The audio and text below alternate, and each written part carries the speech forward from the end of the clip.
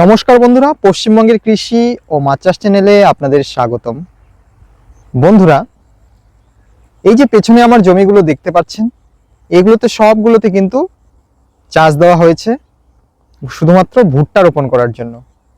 এখানে মোটামুটি 8-10 বিঘে জমি রয়েছে, সবগুলোতেই ভুট্টা চাষাবাদ করা হবে। তো এর আগে ভুট্টার কোন কোন জাত চাষ করলে ভালো ফলন পাওয়া যায় এই নিয়ে বিস্তারিত একটা ভিডিও আমার চ্যানেলে আমি দিয়েছি, প্রতি বছরই দিই। বাংলাদেশ থেকে যেসব দর্শক বন্ধুরা দেখছেন, আপনাদের এলাকায় কোন কোন ভুট্টা চাষ করলে ভালো ফলন পাওয়া যাবে আপনাদের ভিডিওর মাধ্যমে আমি বলেও দিয়েছিলাম। তো এবার আসছি যে এই ভুট্টা মোটামুটি আমরা লাগানো শুরু করেছি, অনেকে লাগিয়ে ফেলেছে। তো এবার জমি প্রস্তুতিটা কিন্তু একটা খুব গুরুত্বপূর্ণ বিষয়।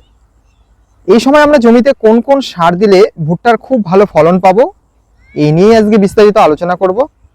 চ্যানেলে যেসব নতুন দর্শক রয়েছেন প্লিজ চ্যানেলটিকে সাবস্ক্রাইব করে পাশে বেল আইকনটিকে বাজিয়ে রাখবেন পরবর্তী নোটিফিকেশনগুলো পাওয়ার জন্য। তো বন্ধুরা, বেশি দেরি না করে সংক্ষেপে আমি আজকে আলোচনা করব।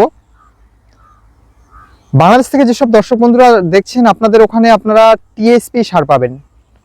আমাদের এখানে মানে ট্রিপল সুপার ফসফেট, আর আমাদের এখানে টিএসপি পাওয়া যায় না, আমাদের এখানে এসএসপি পাওয়া যায়। তো আপনারা মোটামুটি টিএসপি সার যেটা রয়েছে সেটা বিঘায় 40 থেকে 45 কেজি হারে প্রয়োগ করবেন। আর আমাদের ভারতবর্ষের চাষিরা বা পশ্চিমবঙ্গের চাষিরা, আসাম থেকে যারা দেখছেন আপনারা, বা আসানসোল থেকে আসাম থেকে যারা দেখছেন, এখানেও খুব ইদানিং ভুট্টা জনপ্রিয় হয়ে উঠছে। তো আমাদের ভারতীয় চাষিরা আমরা ব্যবহার করব হচ্ছে সিঙ্গেল সুপার ফসফেট যেটা রয়েছে, সেটা মোটামুটি 2 প্যাকেট বিঘায়, মানে 33% বিঘার কথা বলছি আমি। 1 বিঘায় 2 প্যাকেট ব্যবহার করবেন, মানে 100 কেজি। কেননা এতে 16% রয়েছে, অর্থাৎ 16% রয়েছে হচ্ছে ফসফরাসের পরিমাণ, ফসফেটের পরিমাণ, আর হচ্ছে 11% করে রয়েছে হচ্ছে সালফার। তাই আলাদা করে আমরা আর সালফার প্রয়োগ করবো না। বাংলাদেশের বন্ধুরা, আপনারা 2 কেজি করে আপনাদের ওখানে ম্যাক্সার বা সালফার যেটা পাওয়া যায় ভালো কোম্পানির, আপনারা সেটা ব্যবহার করবেন। আমাদের খোলা ফসফেট দিয়ে যদি মানে এসএসপি দিয়ে চাষ করি আমাদের ভারতের চাষিরা, তাহলে আমাদের কিন্তু আর আলাদা করে সালফার দেওয়ার দরকার নেই। এবার আসছে ইউরিয়া। ইউরিয়া 2 দেশের জন্যই 18 থেকে 20 কেজি হারে প্রয়োগ করবে। এবং আর বাকি থাকলো হচ্ছে পটাশ। এই পটাশ সারটাও 2 দেশে আমি সেম বলবো। বাংলাদেশে যদি একটু বেশি পরিমাণে প্রয়োগ করার কথা বলা হয়ে থাকে, বাংলাদেশের বন্ধুরা আপনারা 20 থেকে 25 কেজি হারে পটাশ প্রয়োগ করবেন। এবং আমাদের ভারতের চাষিরা আমরা মোটামুটি 18 থেকে 20 কেজি অনুপাতে কিন্তু প্রথমেই শুরুতেই পটাশটা দিয়ে দেব। মানে জমি আমি যে এই কথাগুলো বলছি এটা কিন্তু ভুট্টা লাগানোর আগে শেষ চাষে। তো এই যে মানে টোটাল যে নাইট্রোজেন, ফসফেট আর পটাশ, মানে 3টার অনুপাত আমি বলে দিলাম, যেহেতু এই 3টাই মুখ্য সার। এবং শুরুতেই প্রথম দ্বিতীয় চাষে আমি বলে রাখি, প্রথম চাষের পরেই কিন্তু আপনারা পর্যাপ্ত পরিমাণে গোবর মোটামুটি 1300 থেকে 1500 কেজি হারে পার বিঘায় প্রয়োগ করবেন। গোবর না থাকলে সেক্ষেত্রে 4 থেকে 5 প্যাকেট আপনারা ভালো কোম্পানির জৈব সার প্রয়োগ করবেন। আর জৈব সার এবং রাসায়নিক সারের যে মিশ্রণ, এটা আপনারা কখনোই একসাথে করবেন না। মিনিমাম যেন 5 দিনের কম বেশি হয়ে থাকে, অর্থাৎ শুরুতে জৈব সার বা গোবরটা দিলেন, তার 5 দিন পরে শেষ চাষে আপনারা রাসায়নিকগুলো দেবেন।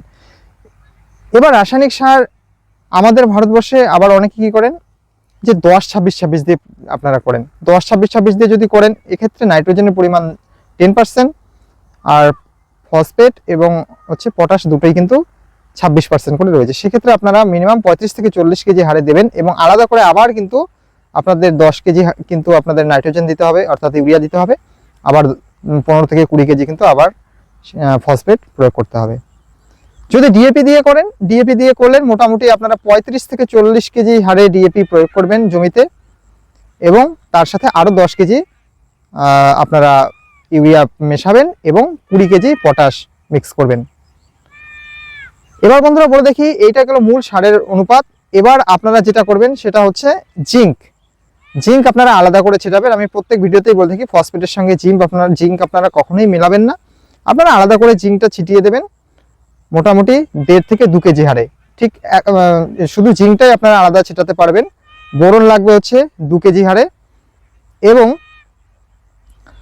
বাংলাদেশ থেকে যেসব দর্শক বন্ধুরা দেখছেন, আপনাদের ওখানে কিন্তু জিপসাম আছে, যেটা রয়েছে জিপসাম আপনারা বিঘে প্রতি 26 থেকে 30 কেজি হারে প্রয়োগ করবেন 33%। এবং আমাদের ভারতের চাষিরা আমরা প্রতি বিঘাতে কিন্তু 1 কেজি করে আমাদের এখানে 1 কেজি করে আমরা যেটা প্রয়োগ করব সেটা সব থেকে ভালো কোম্পানি ইয়ারানা কোম্পানি যেটা রয়েছে, ইয়ারানার আপনারা ক্যালসিয়ামটা প্রয়োগ করবেন, খুব ভালো কাজ করবে। এবং দুধের জন্য বলছি 4 থেকে 5 কেজি হারে কিন্তু ম্যাগনেসিয়ামটা প্রয়োগ করতে হবে। তো এভাবে আপনারা যদি জমি তৈরি করেন তাহলে কিন্তু খুব ভালো ভুট্টার ফলন পাবেন। এবং পরবর্তী কিন্তু আমাদের ভুট্টা চাষে মোটামুটি 70 থেকে 75 কেজি আমরা টোটাল কিন্তু ইউরিয়া শুরু থেকে শেষ পর্যন্ত প্রয়োগ করব। এবং আরেকটা কথা বলে রাখি, এই ইউরিয়াটা কিন্তু আমরা 3 ধাপে প্রয়োগ করব। প্রথম ধাপ তো আমি বলেই দিলাম, এখন মোটামুটি 18 থেকে 20 কেজি, এবং বাংলাদেশের জন্য আপনারা 20 থেকে 25 কেজি হারে প্রয়োগ করবেন। এবং পরের 2 ধাপে, এক হচ্ছে যখন আমরা প্রথম সেচ দেব তখন আমরা ইউরিয়া প্রয়োগ করবো মোটামুটি 20 থেকে 25 কেজি।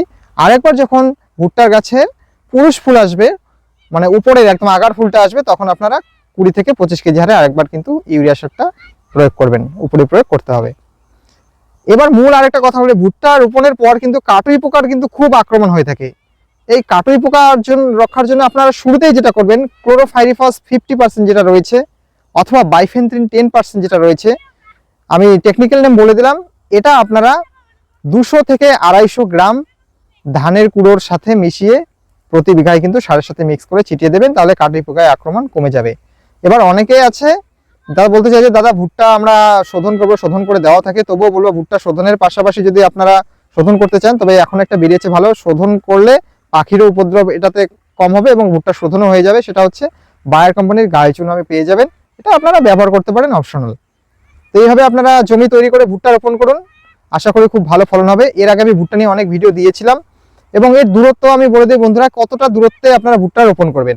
সারি থেকে সারির দূরত্ব আপনারা দেবেন 2 ফিট অর্থাৎ 24 ইঞ্চি, এবং গাছ থেকে গাছের দূরত্ব আপনারা দেবেন 11 ইঞ্চি থেকে 12 ইঞ্চি অর্থাৎ 1 ফুট অথবা 1 ফুটের সামান্য কম। আমি প্রত্যেক বছরই বিভিন্ন জাতের ভুট্টা চাষ করি এবং নিজের অভিজ্ঞতা থেকে বলছি, আপনারা কিন্তু এই অনুপাতে যদি ভুট্টা লাগান তাহলে কিন্তু ভুট্টার ফলন এবং মোচা কিন্তু অনেক বড় হবে, রঙও ভালো আসবে। তাই ডিস্টেন্সটা একটু মেনটেন করবেন, ওই 9 ইঞ্চি 10 ইঞ্চি লাগাবেন না, 11 ইঞ্চি 12 ইঞ্চিতে লাগান, অর্থাৎ 1 ফিট মিনিমাম লাগান, বা 1 ফিটের সামান্য কম দিয়েও লাগাতে পারেন, খুব ভালো। কিন্তু এতে কিন্তু গাছও সুস্থ সবল হবে, দানাও বড় হবে এবং অনেক বেশি আপনারা কিন্তু ফলন পাবেন। তো বন্ধুরা, এই ছিল আজকের আলোচনা।